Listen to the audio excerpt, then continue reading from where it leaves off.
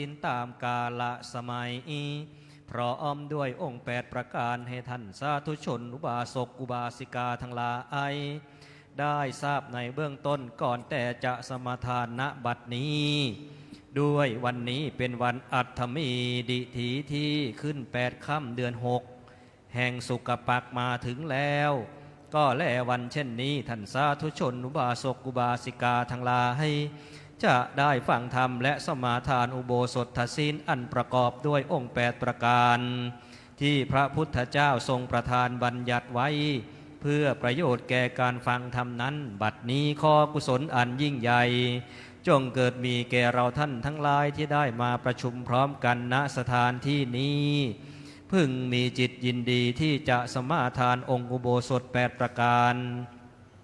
มีการงดเว้นจากการฆ่าสัตว์เป็นต้นตลอดวันหนึ่งคืนหนึ่งณเวลาวันนี้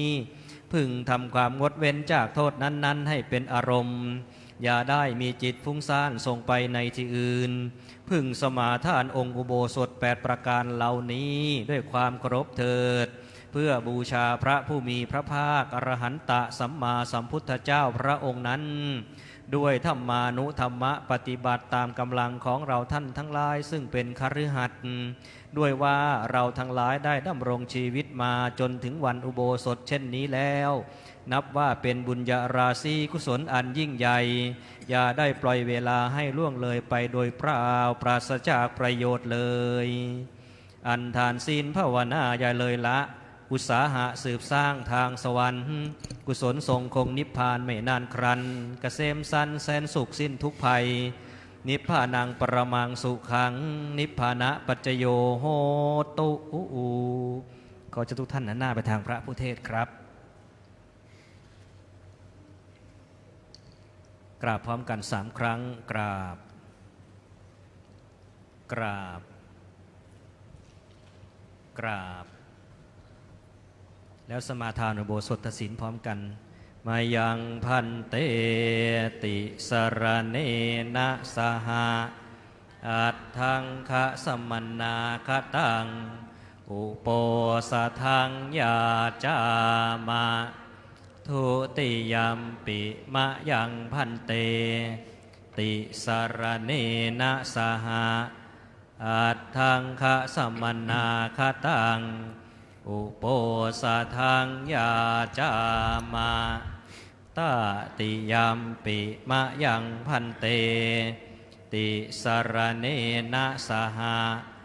อัตถังคะสมนาคตังอุโปสถังยาจามะนะโมตัสสะภะคะวะโตอะระหะโตสัมมาสัมพุทธัสสะนะโมตัสสะภะคะวะโตอะระหะโตสัมมาสัมพุทธัสสะนะโมตัสสะภะคะวะโตอะระหะโตสัมมาสัมพุทธัสสะนะโมตัสสะภะคะวะโตอะระหะโตสัมมาสัมพุทธัสสะนะโมตัสสะภะคะวะโตอะระหะโตสัมมาสัมพุทธัสสะนะโมตัสสะภะคะวะโตอะระหะโตสัมมาสัมพุทธัสสะพุทธัง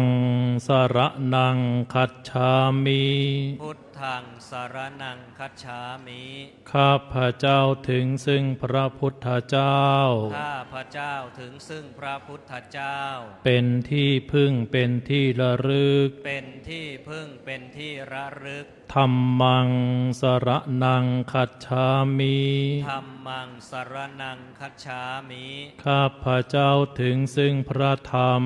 ข้าพเจ้าถึงซึ่งพระธรรมเป็นที่พึ่งเป็นที่ระลึกเป็นที่พึ่งเป็นที่ระลึกสังฆังสรณังคัจฉามิสังฆังสรณังคัจฉามิข้าพเจ้าถึงซึ่งพระสงฆ์ข้าพเจ้าถึงซึ่งพระสงฆ์เป็นที่พึ่งเป็นที่ระลึกเป็นที่พึ่งเป็นที่ระลึกทุติยัมปิพุทธังสรณังคัจฉามิทุติยัมปิพุทธังสรณั นังคัจฉามิ ข้าพระเจ้าถึงซึ่งพระพุทธเจ้า ข้าพระเจ้าถึงซึ่งพระพุทธเจ้า เป็นที่พึ่งเป็นที่ระลึก เป็นที่พึ่งเป็นที่ระลึก แม้นหนที่สอง แม้หนที่สอง ทุติยัมปิธัมมังสรนังคัจฉามิ ทุติยัมปิธัมมังสรนังคัจฉามิ ข้าพระเจ้าถึงซึ่งพระธรรม ข้าพระเจ้าถึงซึ่งพระธรรม เป็นที่พึ่งเป็นที่ระลึก เป็นที่พึ่งเป็นที่ระลึก แม้นหนที่สอง แม้หนที่สอง ทุติยัมปิสังฆังสรนังคัจฉามิ ทุติยัมปิสังฆังสรนังคัจฉามิ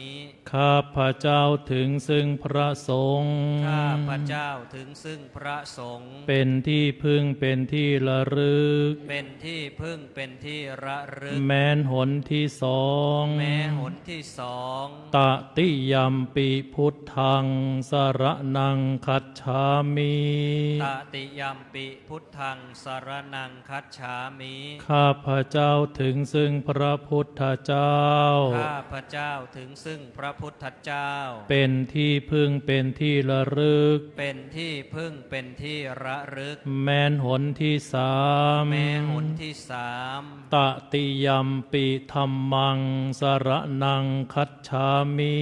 ตติยัมปิธัมมังสรนังคัจฉามิ ข้าพระเจ้าถึงซึ่งพระธรรม ข้าพระเจ้าถึงซึ่งพระธรรม เป็นที่พึ่งเป็นที่ระลึก เป็นที่พึ่งเป็นที่ระลึก แม้นหนที่สาม แม้หนที่สาม ตติยัมปิสังฆังสรนังคัจฉามิ ตติยัมปิสังฆังสรนังคัจฉามิ ข้าพระเจ้าถึงซึ่งพระสงฆ์ ข้าพระเจ้าถึงซึ่งพระสงฆ์ เป็นที่พึ่งเป็นที่ระลึก เป็นที่พึ่งเป็นที่ระลึก แม้นหนที่สาม แม้หนที่สาม ติสรณะขะมานังนิทธิตัง อามะพันเต ปานาติปาตา เวระมณีสิกขาปะทังสมาธิยามิ ปานาติปาตา เวระมณีสิกขาปะทังสมาธิยามิ ข้าพระเจ้าสมาทานสิกขาบท ข้าพระเจ้าสมาทานสิกขาบท คือเว้นจากการทำสัตว์ที่มีชีวิตให้ตกล่วงไป คือเว้นจากการทำสัตว์ที่มีชีวิตให้ตกล่วงไป ด้วยกายหรือวาจา ด้วยกายหรือวาจา อทินนาทานา เวระมณีสิกขาปะทังสมาธิยามิ อทินนาทานา เวระมณีสิกขาปะทังสมาธิยามิ ข้าพระเจ้าสมาทานสิกขาบท ข้าพระเจ้าสมาทานสิกขาบท คือเว้นจากถือเอาพัสดุ คือเว้นจากถือเอาพัสดุ อันบุคคลอื่นห่วงห้าม อันบุคคลอื่นห่วงห้าม อพรหมจริยา เวระมณีสิกขาปะทังสมาธิยามิ อพรหมจริยา เวระมณีสิกขาปะทังสมาธิยามิ ข้าพระเจ้าสมาทานสิกขาบท ข้าพระเจ้าสมาทานสิกขาบท คือเว้นจากการประพฤติผิด คือเว้นจากการประพฤติผิด มิใช่กิจพรหมจรรย์ ใช่กิจพรหมจรรย์ มุสาวาทา เวระมณีสิกขาปะทังสมาธิยามิ มุสาวาทา เวระมณีสิกขาปะทังสมาธิยามิ ข้าพระเจ้าสมาทานสิกขาบท ข้าพระเจ้าสมาทานสิกขาบท คือเว้นจากวาจาที่กล่าวเท็จไม่จริง คือเว้นจากวาจาที่กล่าวเท็จไม่จริง ล่อลวงผู้อื่น ล่อลวงผู้อื่น สุราเมรยะมัชฌะปมาทัฏฐานาเวระมณีสิกขาปะทังสมาธิยามิ สุราเมรยะมัชฌะปมาทฐานาเวระมณีสิกขาปะทังสมาธิยามิ ข้าพระเจ้าสมาทานสิกขาบท ข้าพระเจ้าสมาทานสิกขาบท คือเว้นจากเหตุเป็นที่ตั้งแห่งความประมาท คือเว้นจากเหตุเป็นที่ตั้งแห่งความประมาท คือดื่มน้ำที่ทำผู้ดื่มให้เมา คือดื่มน้ำที่ทำผู้ดื่มให้เมาก ล่าวคือสุราและเมรัย กล่าวคือสุราและเมรัย วิกาละโภชนาเวระมณีสิกขาปะทังสมาธิยามิ วิกาละโภชนา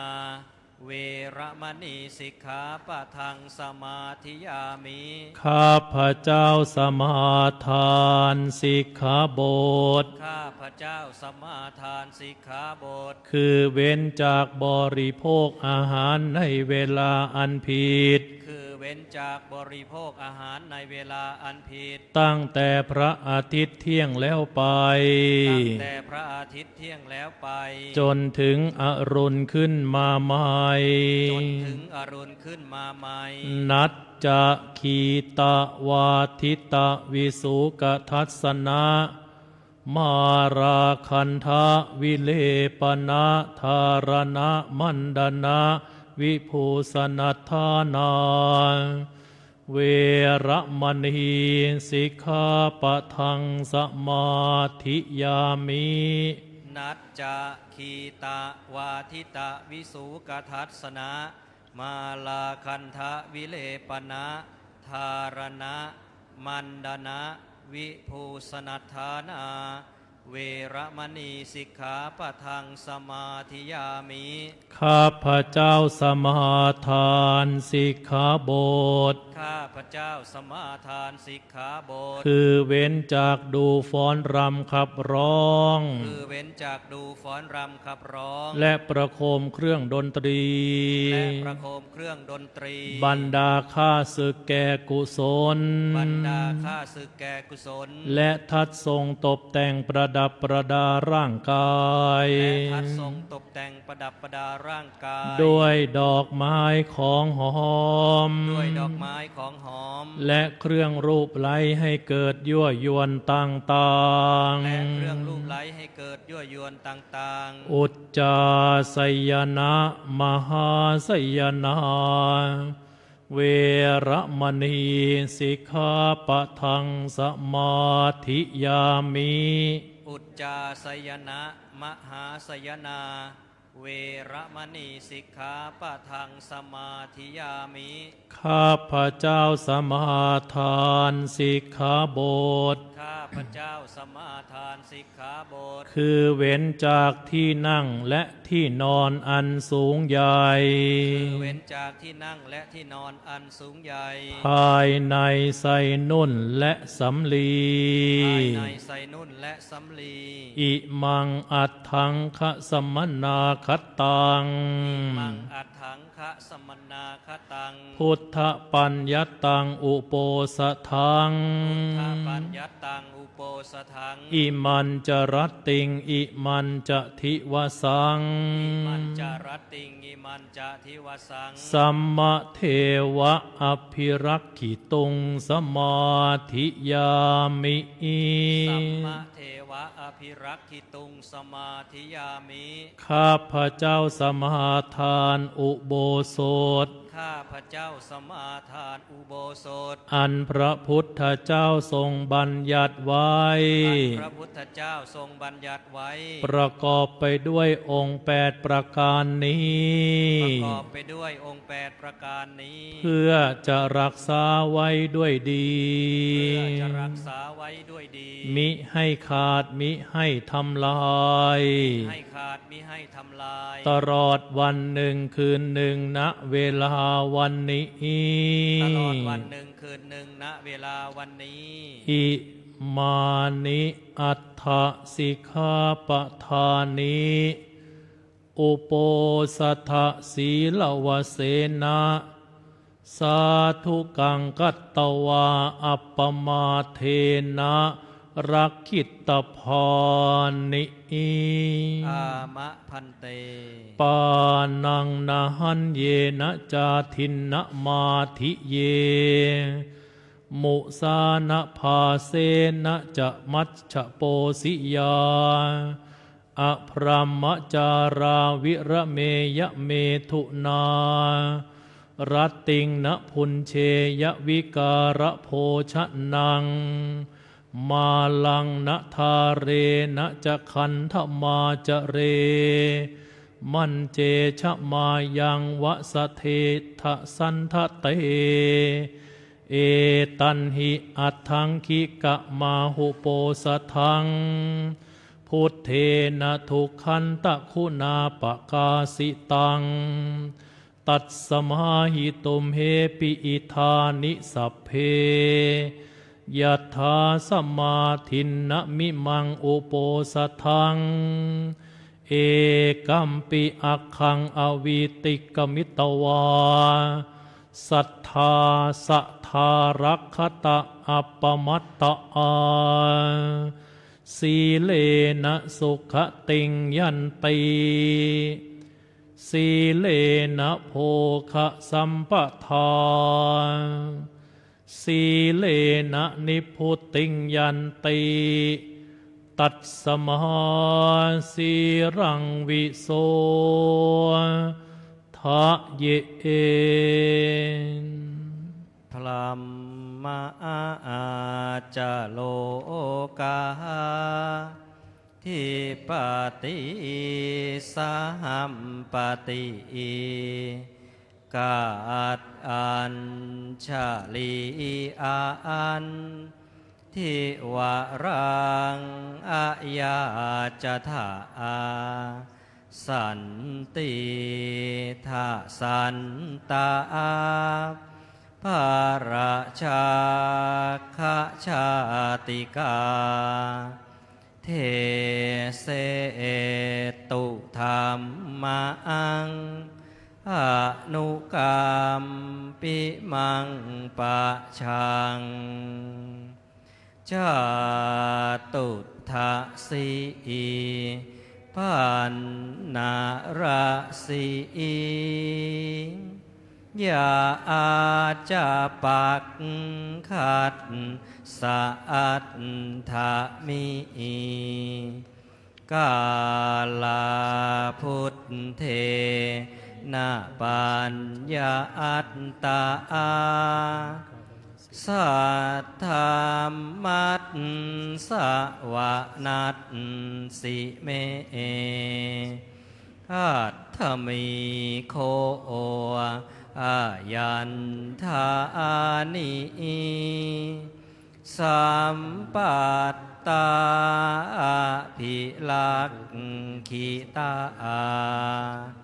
เตนายังปริสา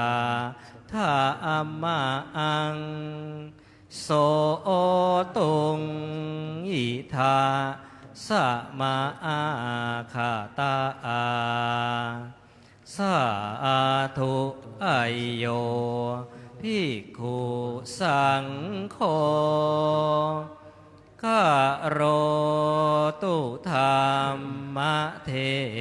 ศนังอายัญจาปาริสาสาภาอาติกัตตวาสุนาตุตาอัง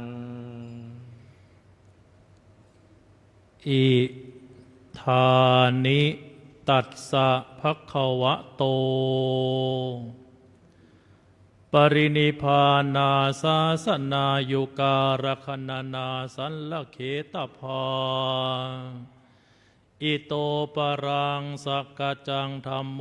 โสตโพอิธานิตัสสะภะคะวะโตอะระหะโตสัมมาสัมพุทธัสสะ ปรินิพพานาศาสนายุกาลัคนานาสัลลเขตภาอิธานิตัสสะภะคะวะโตอะระหะโตสัมมาสัมพุทธัสสะปรินิพพานาวิสาขสมาสัสสะจัตตุถังทินนังวาระวเสนะปนะระวิวาโรโหติเอวังตัสสะภะคะวะโตปรินิพพานาศาสนายุกาลคนานาสัลลเขตภาอิโตปรังสักกัจจังธัมโมโสตโพติอีสุพระมัสสดุพระพุทธศาสนายุกาลนับจำเดิมแต่วันเสด็จดับขันธปรินิพพานแห่งพระองค์สมเด็จพระผู้มีพระภาคอรหันตสัมมาสัมพุทธเจ้าพระองค์นั้นบัดนี้ล่วงแล้วได้2,568 พระวสาปัจจุบันณสมัยวิสาขมาสสุรทินที่4วันนี้วันอาทิตย์เป็นปัจจุบันณวานพระพุทธศาสนายุกาลนับจำเดิมแต่วันเสด็จดับขันธปรินิพพานแห่งพระองค์สมเด็จพระผู้มีพระภาคอรหันตสัมมาสัมพุทธเจ้าพระองค์นั้นมีนัยยะอันพุทธศาสนิกเมธีชนผู้เป็นพุทธบริษัทจะพึงกำหนดนับด้วยประการฉนี้เบื้องหน้าแต่นี้พึงตั้งสมณาหารจิตฟังพระธรรมภาสิทธิ์ดังจักแสดงโดยเคารพเถิดนะโมตัสสะภะคะวะโตอะระหะโต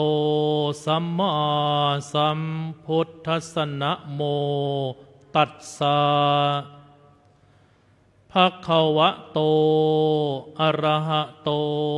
สัมมาสัมพุทธัสสะนะโมตัสสะภะคะวะโตอะระหะโตสัมมาสัมพุทธัสสะสาธุธัมมรุจีราชาสาธุปัญญานวานโรสาธุมิตานมัตถุโพปาปัสสากะระนังสุขันติอีณโอกาสบัดนี้จักแสดงพระธรรมเทศนาในมหาโพธิธรรมกถาพรรณนาว่าด้วยคุณธรรมอันล้ำเลิศที่สมเด็จบรมบพิตรพระราชสมภารพระองค์ผู้ทรงพระคุณอันประเสริฐมีพระราชศรัทธาในพระบวรพุทธศาสนาทรงตั้งพระบรมราชปณิธานและทรงประกอบพระราชกรณียกิจในการสืบสารรักษาและต่อยอดแนวพระราชดำริของสมเด็จพระบรมราชบุพการี พระบาทสมเด็จพระบรมชนากาธิเบศรมหาภูมิพลอดุลยเดชมหาราชบรมนาถบพิตรผู้ทรงพระคุณอันประเสริฐเพื่อส่งเสริมสนับสนุนให้ชุมชนสังคมประเทศชาติไทยประสบความเกษมโสดอำนวยผลให้ทรงสำเร็จประโยชน์ในการบำบัดทุกข์บำรุงสุขของอาณาประชาราษฎร์ใต้ล่มพระบารมีซึ่งจัดเป็นหน้าที่ตามพระราชสถานะธรรมิกราชาสมดังโพธิสัตว์ภาสิทธิ์อันมีในมหาโพธิชาดกว่าด้วยคุณธรรมของผู้นำคือพระราชาเพื่อฉลองพระราชศรัทธาและเป็นธรรมีกถาเนื่องในวันนี้เป็นวันแห่งพระราชพิธีฉัตรมงคลประจำปีพุทธศักราช 2568 และตรงกับวันธรรมสวนะขึ้น8 ค่ำเดือน 6 ศกนี้พระบาลีอุเทศเทศนาที่อัตตมภาพได้อัญเชิญขึ้นเป็นอุเทศบทความเบื้องต้นว่าสาธุธรรมรุจีราชาสาธุปัญญานวานโรเป็นต้นแปลความว่าพระราชาทรงชอบใจในธรรมจึงดีงามนรชนผู้มีความรู้รอบจึงจะดีงามความไม่ประทุษร้ายต่อมิตรเป็นความดีการกระทำบาปทั้งปวงเป็นสิ่งไม่ดีการไม่กระทำบาปทั้งปวงเป็นความสุขด้วยประการฉะนี้สมเด็จบรมบพิตรพระราชสมภารเจ้าผู้ทรงพระคุณอันประเสริฐทรงเสด็จเถลิงราชสิริสมบัติมีพระราชพิธีบรมราชาภิเษกเมื่อวันที่ 4 พฤษภาคมพุทธศักราช 2562 ด้วยพระราชศรัทธาในพระบวรพุทธศาสนาพระองค์มีพระราชดำรัสประกาศพระองค์เป็นศาสนูปถัมภกว่าข้าแต่พระสงฆ์ผู้เจริญแต่เดิมมาข้าพระเจ้าได้มีจิตศรัทธาเลื่อมใสและได้เข้าถึงพระรัตนตรัยเป็นสรณะด้วยวิธีนั้นๆอยู่แล้วฉะนั้นบัดนี้ข้าพระเจ้าได้เถลิงถวายราชสมบัติบรมราชาภิเษกแล้วจึงขอมอบตัวแด่พระพุทธเจ้าพระธรรมเจ้าและพระสังฆเจ้าจะได้รับการจัดการให้ความคุ้มครองรักษาพระบวรพุทธศาสนาโดยชอบธรรมตลอดไปข้าแต่พระสงฆ์ผู้เจริญขอพระสงฆ์จงจำไว้ด้วยดีว่าข้าพระเจ้าเป็นพุทธศาสนูปถัมภกเถิดพระราชดำรัสนี้บ่งชี้ถึงพระราชศรัทธาในพระบวรพุทธศาสนาของสมเด็จบรมบพิตรพระราชสมภารเจ้าซึ่งพระองค์มีพระราชศรัทธาในพระบวรพุทธศาสนาเมื่อครั้งที่จะเสด็จไปทรงศึกษาต่อณสหราชอาณาจักรเมื่อวันที่ 7 มกราคมพุทธศักราช 2509 เมื่อวันที่ 3 มกราคมพุทธศักราช 2509 นั้นพระองค์เสด็จพระราชดำเนินไปภายในพระอุโบสถวัดพระศรีรัตนศาสดารามเพื่อทรงเข้ารับพระราชพิธีแสดงพระองค์เป็นพุทธมามกะประกาศตนเข้าถึงพระรัตนตรัยเป็นสรณะที่พึ่งอันเกษมประการนี้บ่งชี้ว่า สมเด็จบรมบพิตรพระราชสมภารพระองค์ผู้ทรงพระคุณอันประเสริฐมีพระราชศรัทธาในพระบวรพุทธศาสนาตั้งแต่ครั้งทรงพระเยาว์นอกจากนี้พระราชศรัทธายิ่งมั่นคงเป็นอจรศรัทธาในพระบวรพุทธศาสนาเมื่อวันที่6 พฤศจิกายนปีพุทธศักราช 2521 ทรงมีพระราชศรัทธาบรรพชาอุปสมบทในพระบวรพระพุทธศาสนาได้รับถวายพระสมณนามว่าวชิรารังกรโนและประทับศึกษาปฏิบัติธรรมผนวดอยู่เป็นเวลา15 วันพระบาทสมเด็จพระเจ้าอยู่หัวผู้ทรงพระคุณอันประเสริฐทรงดำรงตนเป็นพุทธมามกะผู้ซึ่งเปี่ยมด้วยพระราชศรัทธาเลื่อมใสในพระบวรพุทธศาสนาทรงสืบทอดพระราชประเพณีและรักษาประเพณีทางพระพุทธศาสนาโดยเสด็จพระราชดำเนินไปในพระราชพิธีทรงบำเพ็ญพระราชกุศลเนื่องในวันสำคัญทางพระบวรพุทธศาสนาเนืองนิดเคารพมั่นในพระรัตนตรัยพรั่งพร้อมด้วยพระปัญญาอันสามารถที่จะศึกษาปฏิบัติด้วยพระราชฤทัยในพระสัทธรรมเพื่อน้อมนำไปปฏิบัติโดยทรงตั้งอยู่ในธรรมและทรงดำรงตนเป็นแบบอย่างที่ดีแก่พระสงฆ์นิกรชาวไทยรวมถึงการทรงเป็นพุทธศาสนูปถัมภกทรงอุปถัมภ์ค้ำจูจันโรงพระพุทธศาสนาและทรงอุปถัมภ์ส่งเสริมทุกศาสนาในประเทศไทยซึ่งเราท่านทั้งหลายในฐานะพระสงฆ์นิกรที่จะร่วมกันถวายพระพรชัยในพระราชพิธีฉัตรมงคลประจำปีพุทธศักราช 2568 นี้พึงได้น้อมเอาพุทธศาสนีความตอนหนึ่งว่าอุทธาตากัมมะเทยยาสุอัปปมัตโตวิจักขโนสุสังวิหิตกัมมันโตสราชวัสติงวเสเป็นต้นแปลความว่า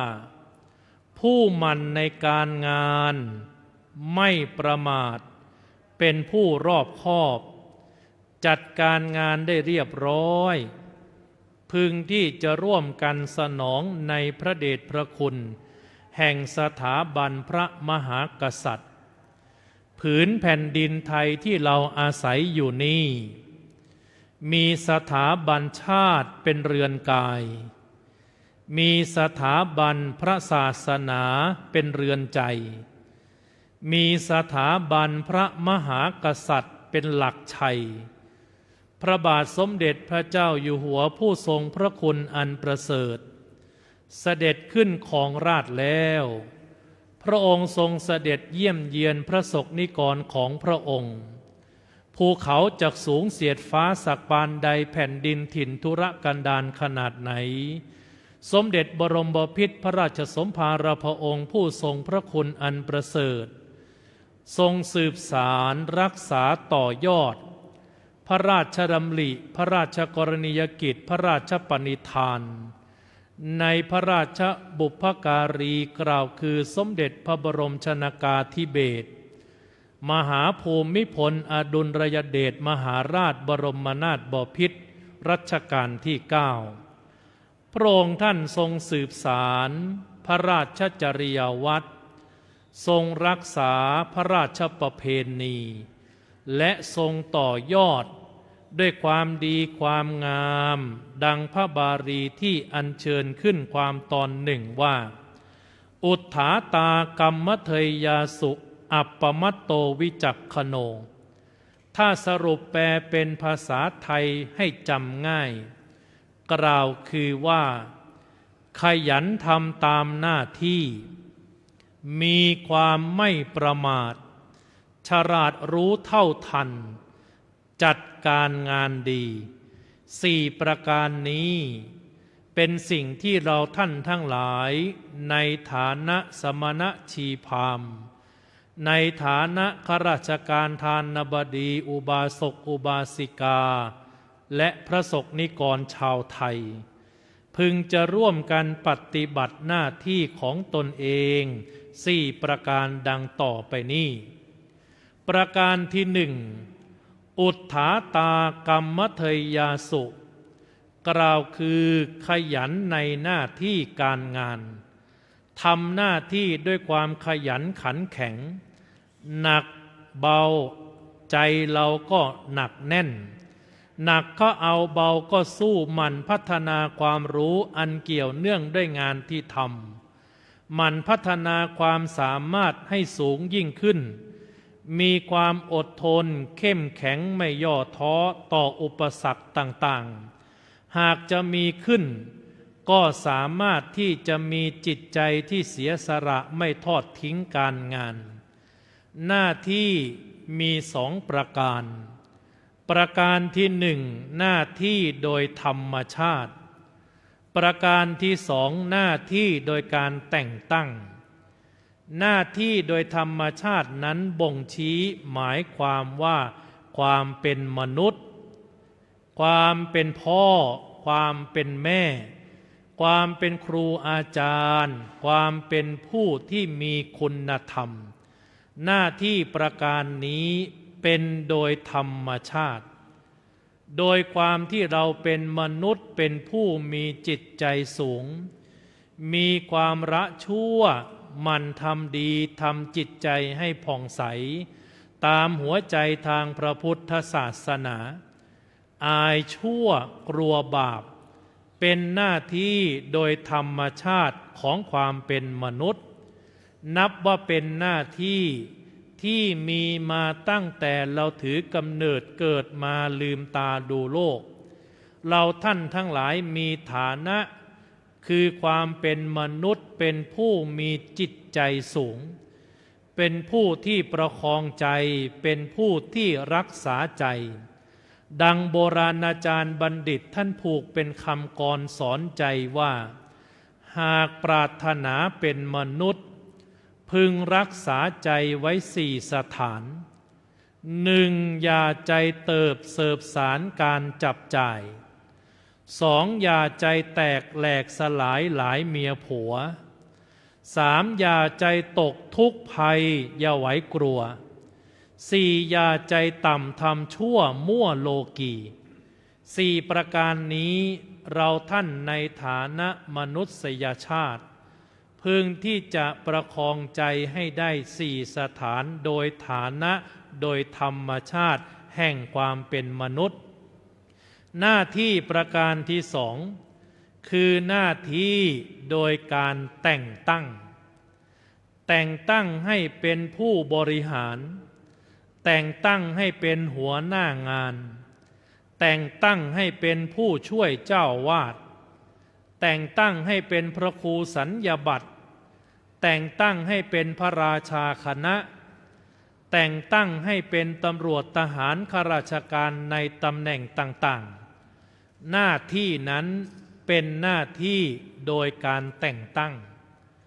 การแต่งตั้งนั้นแต่งตั้งโดยผู้ที่มีอำนาจมีหน้าที่ตามกฎหมายพระธรรมวินัยจารีตประเพณีทั้ง2หน้าที่ก็พึงที่จะรักษาเกื้อกูลเพื่อให้เกิดความเจริญโดยส่วนหน้าและพึงจะปรับปรุงแก้ไขสิ่งที่เราท่านทั้งหลายประพฤติหย่อนยานหรือทำไม่เต็มที่ทำไม่เต็มกำลังเพราะทำดีจะมีคนชมทำไม่ดีก็มีคนตำหนิด้วยประการฉะนี้ประการที่2อัปปมัตโตกล่าวคือความไม่ประมาทได้แก่มีสติในการทำงาน มีความระมัดระวังไม่เลินเล่อจนเกิดความเสียหายขึ้นแก่การงานไม่ปล่อยประละเลยจนทำให้เสียหายเอาใจใส่ไม่ทอดทิ้งนอกจากนี้ความไม่ประมาทยังหมายถึงความไม่เป็นผู้มัวเมาในยศในตำแหน่งไม่หลงระเริงไม่ใช้อำนาจหน้าที่ในการแสวงผลประโยชน์ให้แก่ตนเองหรือพวกพ้องประการนี้บ่งชี้ได้ว่าการไม่ประมาทเป็นอมตะธรรมในทางพระพุทธศาสนาเป็นพระพุทโธวาทประการสุดท้ายที่องค์สมเด็จพระบรมศาสดาสัมมาสัมพุทธเจ้ารับสั่งเป็นปฉิมโอวาทว่าเธอทั้งหลายยังความไม่ประมาทให้ถึงพร้อมหากจะให้สอดคล้องกับวิถีชีวิตแห่งความเป็นมนุษย์เราท่านทั้งหลายในฐานะปุถุชนจะมีสมบัติอยู่6 กองกองที่1หากินบนกองงานกองที่2สุขสำราญบนกองเงินกองที่3กำลังเดินไปกองฟอนกองที่4ก็ขึ้นไปนอนบนกองไฟกองที่5ก็เหลือแต่กองกระดูกแต่ก่อนจะเหลือแต่กองกระดูกนั้นกองที่1แรกสุดคือเกิดจากกองดินเพื่อให้ญาติโยมท่านทั้งหลายมีธรรมมีคาถาประดับบุญปัญญาขอเชิญทุกท่านภาวนาว่าตามเสียงดังๆนะจะได้สมบัติ6 กองทุกคนว่าตามอัตมภาพเราเกิดจากกองดินหากินบนกองงานสุขสำราญบนกองเงินกำลังเดินไปกองฟอนขึ้นไปนอนบนกองไฟสุดท้ายเหลือแต่กองกระดูกเชื่อมั่นว่าญาติโยมวัดโพทุกท่านความจำดีเชิญทุกท่านภาวนาเสียงดังๆว่าพร้อมๆกัน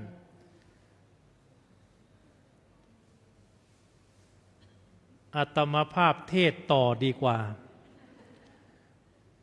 อาตมาภาพจะขึ้นต้นโยมลงท้ายกันแล้วกันเราเกิดจากกองดิ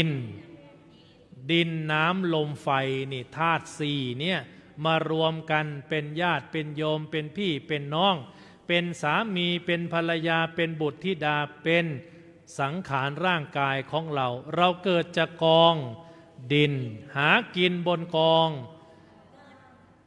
งานก่อนสิโยมไม่ทำงานจะเอาเงินที่ไหนมาหากินบนกองงานสุขสำราญบนกองเงินเมื่อทำงานก็มีเงินกำลังเดินไปกองฟอนขึ้นไปนอนบนกองไฟสุดท้ายเหลือแต่กองกระดูก6 กองนี้โยมได้มาแล้วกี่กองเงินยังไม่ได้อาตมาภาพก็ช่วยอะไรโยมไม่ได้หรอกโยมเกิดจากกองดินโยมได้หรือยังได้แล้วหากินบนกองงานทำมาหรือยังงานทำแล้วสุขสำราญบนกองเงินสุขหรือยังโยมก็สุขท่านถ้าไม่สุขชีวิตคงไม่มาถึงวันนี้เงินมากเงินน้อยไม่ใช่ตัวชี้วัดความสุขแต่เรายังมีงานทำเรายังมีข้าวกินเรายังนอนหลับเรายังมีสุขภาพดีนั่นก็นับเป็นทรัพย์เหมือนกันทรัพย์ไม่ใช่เงินหมื่นเงินแสนเงินล้านประการเดียวแต่มีงานทำมีข้าวกินมีที่อยู่อาศัยมีสุขภาพดีเรียกว่ามีอุบายเลี้ยงดูชีวิตนับเป็นทรัพย์เช่นเดียวกันนี่สุขสำราญบนกองเงินกำลังเดินไปกองฟอนโยมเดินไปหรือยังเดินไปทุกนาทีของชีวิตเมื่อมีเกิดก็มีแก่เมื่อมีแก่ก็มีเจ็บเมื่อมีเจ็บก็มี ตายเกิดร้อยตายร้อยเกิดหมื่นตายหมื่นเกิดแสนตายแสนเกิดล้านตายล้านเราทุกคนบ่ายหน้าไปสู่ความตายขึ้นไปนอนบนกองไฟนอนที่ไหนกองไฟโยมเชิงตะกอนทุกวันนี้ไม่ใช้ถ่านก็มีน้ำมันเป็นเชื้อเพลิงแต่อย่างไรก็ตามพึงระวังไฟที่เกิดขึ้นภายในคือความโลภความโกรธความหลงอย่าได้ประมาทมีสติรู้ตัวมีปัญญารู้คิดและกองสุดท้ายเหลือแต่กองกระดูกทุกคนต้องตายแต่ความหมายการตายนั้นต่างกันพ่อตายความหมายอย่างหนึ่งแม่ตายความหมายอย่างหนึ่งเมื่อเราจะรู้ซึ้งถึงความตายเมื่อวันที่คนรักของเราตายจากเมื่อวันที่7 พฤษภาคมปีพุทธศักราช 2567 โยมแม่ของอาตมาตายนี่จะครบปีวันที่7อีกมะรืนมาเรื่องนี้โยมแม่ตายอาตมาเข้าถึงความตายได้ชัดขึ้นเพราะยืนอยู่ข้างร่างกายของโยมแม่ในนาทีสุดท้ายที่โยมแม่ละลมหายใจจากโลกนี้ไปก่อให้เกิดความไม่ประมาทเป็นอัปปมาทธรรมตั้งแต่วันที่7 พฤษภาคมปีกลายที่ผ่านมาจนถึงจะครบ1 ปีนี้แล้วอาตมาอธิษฐานใจกับตนเองว่าความตายของแม่ไม่ใช่การสูญเสียแต่เราจะไม่สูญสิ้นความดีที่แม่ได้สั่งได้สอนกล่าวคือตั้งแต่แม่ตายอาตมาไม่เอาเป็นเอาตายอะไรสักเรื่องเพราะสุดท้ายเราก็จะตายเหมือนโยมแม่เหมือนกันเอาเป็นเอาตายก็ตายไม่เอาเป็นเอาตายก็ตายนั่งเทศอยู่บนธรรมาสน์นี้ลงไปไม่ถึง2 นาทีอาจจะตายก็ได้นั่งฟังเทศอยู่นี้กลับไปคืนนี้อาจจะตายก็ได้อย่างนั้นเรียกว่าตายดีแต่บางคนตายไม่ดีตายผิดที่ตายด้วยอุบัติเหตุตายด้วยความคึกขนองตายด้วยความมัวเมาความไม่ประมาทนี่แหละโยมนึกถึงความตายความโกรธความเกลียดจะคลายตัวนึกถึงความตายบ่อยๆเราจะไม่เอาเป็นเอาตายไปทุกเรื่องที่ภาษาไทยสอนว่ารู้จักผ่อนสั้นผ่อนยาวประนีประนอมพรุ่งนี้ก็เช้าแล้วขอกันกินมากกว่านี้มีอะไรให้กันก็ให้เถิดแต่อย่าลืมให้อภัยกันประการนี้บ่งชี้ให้เราท่านทั้งหลายไม่ประมาทในการดำเนินชีวิตประการที่4ประการที่3เป็นคุณธรรมที่หนักแน่นขึ้น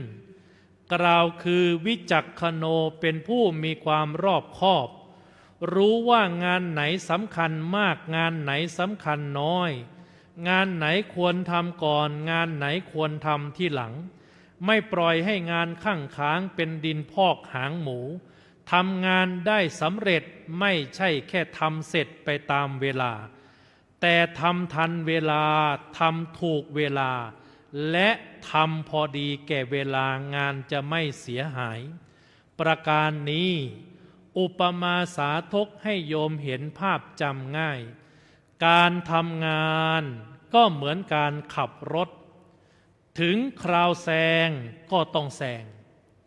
ถึงคราวตามก็ต้องตามถึงคราวเร่งก็ต้องเร่งถึงคราวถอยก็ต้องถอยถึงคราวผ่อนก็ต้องผ่อนถึงคราวชนก็ต้องเบรกสิโยมเบรกสิโยมถ้าชนไปก็เสียหายทั้งเราและคู่กรณีชีวิตคนก็เช่นเดียวกันถ้าเราฉลาดรู้เท่าทัน เราต้องฉลาดจริงเราจะไม่มีความทุกข์บางคนที่มีความฉลาดแต่เป็นเพียงความฉลาดภายนอกกล่าวคือการศึกษาสูงแต่ความอดทนอดกลั้นต่ำมากมีคนมาดูหมิ่นมีคนมาดูถูกมีคนมาใส่ร้ายก็เดือดร้อนไปตามคำพูดไปตามปากไปตามน้ำลายของเขาแสดงเช่นนั้นว่าบุคคลเช่นนั้นยังฉลาดไม่จริงเพราะคนฉลาดจริงต้องนิ่งได้คนฉลาดจริงต้องไม่ทุกข์เพราะคำพูดของบุคคลอื่นคำชมก็เป็นสิ่งที่พึงพอใจคำแช่งคำนินทาก็เป็นปัญหาแก่หัวใจแต่เราจะสามารถจัดการใจจัดการความรู้สึกได้มากน้อยก็พึงที่จะต้องจัดการการจัดการงานดีนี้หมายความว่างานง่ายก็ทำงานยากก็เรียนรู้และไม่พึงทำเพียงคนเดียวหากมีเพื่อนมีพี่มีน้องมาร่วมกันทำตามความรู้ความสามารถก็จะเป็นประโยชน์ในการจัดการงานได้ดีการทำบุญก็ตามการทำความดีก็ตามการบริหารชีวิตก็ตามพึงต้องได้อาศัยซึ่งกันและกันเรามีความรู้มีความสามารถมีความฉลาดอาจจะทำให้งานนั้นยังไม่สมบูรณ์หากขาดซึ่งความเสียสละการจัดการงานดีนี้บ่งชี้3 ประการ 1. มีความรู้ดี 2. มีความสามารถดีหากมี2 ประการนี้งานสำเร็จไปแล้วครึ่งหนึ่ง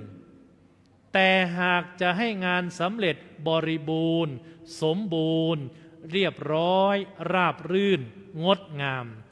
ต้องมีประการที่3คือความเสียสละความรู้ดีความสามารถดีอาจจะทำงานได้ไม่ดีแต่หากใช้ความเสียสละไปผสมผสานไปประนีประนอมไปประคับประคองทำให้ความรู้ดีกับความสามารถดีทำงานด้วยกันได้ไปด้วยกันได้เสมือนโม่ปูนโยมนึกภาพสมัยก่อนเราจะสร้างบ้านเราจะผสมปูนจะมีโม่ปูนอยู่1 โม่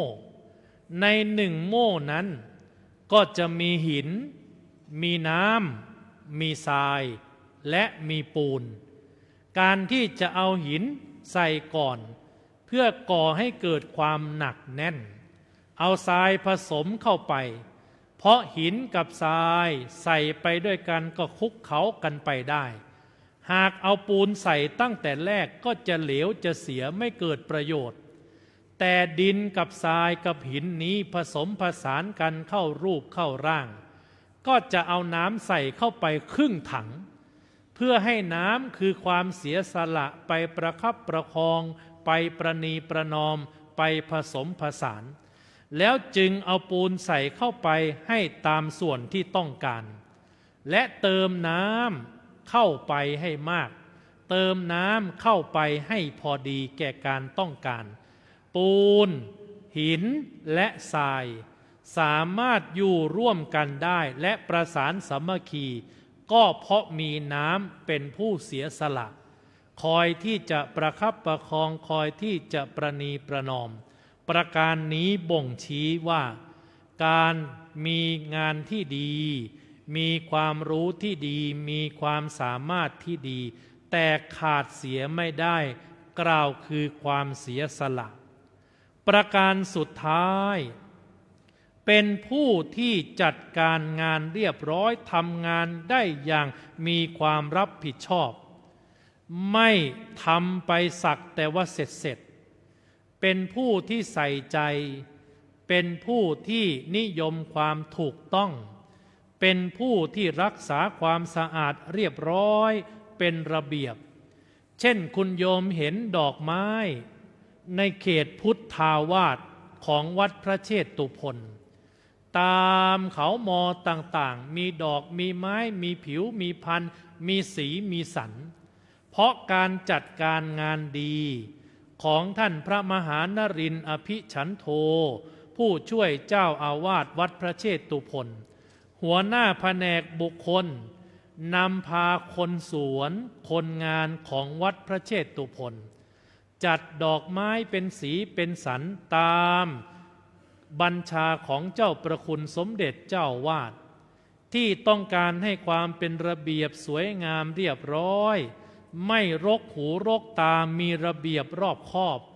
ใครไปใครมาเห็นแล้วก็สบายหูสบายตาประการนี้แหละท่านนับว่าเป็นผู้ที่จัดการงานดีเพื่อให้ญาติโยมจำได้ง่ายไปบอกลูกบอกหลานได้ต่อว่าวันฉัตรมงคลนี้ถ้าเราจะถวายพระพรชัยมงคลเราพึงที่จะประพฤติธรรม4ประการดังต่อไปนี้เชิญทุกท่านประนมมือภาวนาว่าตามเสียงดังๆขยันทำตามหน้าที่มีความไม่ประมาทฉลาดรู้เท่าทันจัดการงานดีขยันทำตามหน้าที่มีความไม่ประมาทฉลาดรู้เท่าทันจัดการงานดีเชิญทุกท่านว่าพร้อมๆกัน1 2 3เริ่ม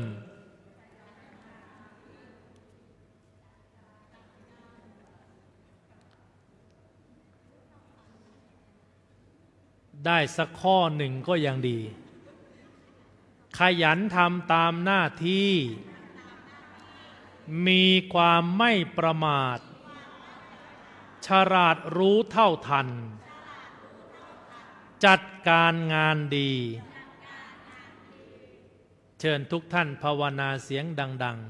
ๆขยันทำตามหน้าที่มีความไม่ประมาทฉลาดรู้เท่าทันจัดการงานดีสมมุติว่าได้ก็แล้วกันโยมเทศนาปริโยสาเนในอวสานแห่งการแสดงพระธรรมเทศนาอาตมภาพในนามคณะสงฆ์วัดพระเชตุพนวิมลมังคลารามราชวรมหาวิหารพร้อมด้วยอุบาสกอุบาสิกาพุทธศาสนิกเมธีชนวัดพระเชตุพนขอพระราชทานถวายพระพรชัยมงคลเนื่องในพระราชพิธีฉัตรมงคลประจำปีพุทธศักราช 2568 ขออาราธนาคุณแห่งพระศรีรัตนตรัยและเดชะแห่งสัจวาจาตลอดจนพระราชกุศลธรรมจริยาที่สมเด็จบรมบพิตรพระราชสมภารเจ้าผู้ทรงพระคุณอันประเสริฐทรงสั่งสมมาด้วยดีโปรดอภิบาลรักษาสมเด็จบรมบพิตรพระราชสมภารเจ้าผู้ทรงพระคุณอันประเสริฐให้ทรงพระเจริญด้วยจตุรพิธพรชัยเสด็จสถิตเป็นมิ่งขวัญหลักชัยแห่งราชอาณาจักรตลอดกาลนานและขอพระนิสงส์ผลบุญแห่งการถวายพระพรชัยมงคลนี้ขอให้สมณชีพราหมณ์ข้าราชการทานบดีอุบาสกอุบาสิกาพุทธศาสนิกเมธีชนมีผาสุขวิหารธรรมเจริญรุ่งเรืองร่มเย็นเป็นสุขสวัสดีภายใต้ล่มบารมีธรรมแห่งสถาบันชาติสถาบันพระบวรพุทธศาสนาและสถาบันพระมหากษัตริย์ทุกท่านทุกประการแสดงพระธรรมเทศนามาสมสมัยแก่เวลา จึงขอสมมุติยุติลงคงพระธรรมเทศนาไว้ แต่เพียงเท่านี้ เอวังก็มีด้วยประการฉนี้หันธรรมยังสาธุการังกโรมาเซเอสาธุสาธุสาธุ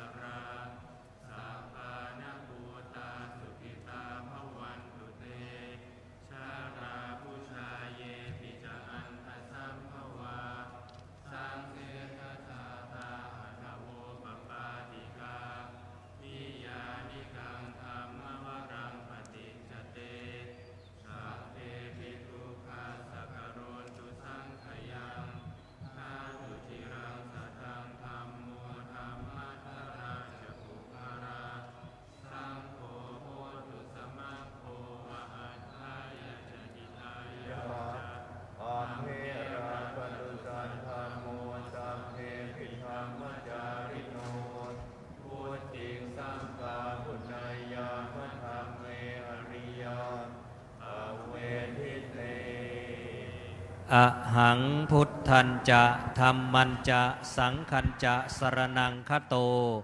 อุปาสกตังเทเสสิงภิกขุสังคัสสะสัมมุขาเอตังเมสรณังเขมังเอตังสรณมุตตมังเอตังสรณมาคัมมะสัพพทุกขาปมุจจเยยะถาพลังจรัยยาหังสัมมาสัมพุทธศาสนังทุกขนิสรณัสเสวะภาคีอัสสังอนาคเตกายเยนะวาจายวเจตสาวาพุทเทกุกัมมังปกตังมยายังพุทโธปฏิคันหาตุวัจจยันตังกาลันตะเรสังวริตุงวะพุทเท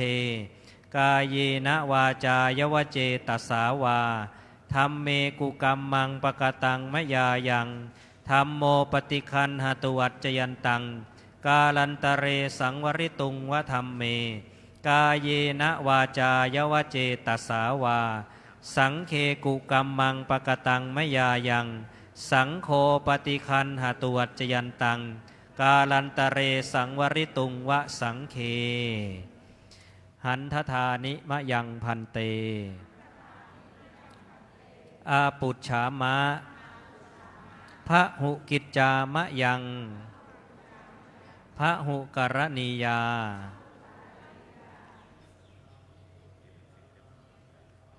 สาธุพันเตที่จบลงไปเป็นพระธรรมเทศนาแสดงโดยพระเดชพระคุณท่านเจ้าคุณพระสุธีวชิรปฏิภาณผู้ช่วยเจ้าวาดวัดประเชตุพนประธานฝ่ายรองประธานฝ่ายเผยแผ่วัดประเชตุพนเลขานุการในเจ้าประคุณสมเด็จพระมหาธีราจารย์คณะศรัทธาสาธุชนอุบาสกอุบาสิกาได้สดับรับฟังวันนี้พระธรรมเทศนานั้นถือว่าเป็นการพิเศษ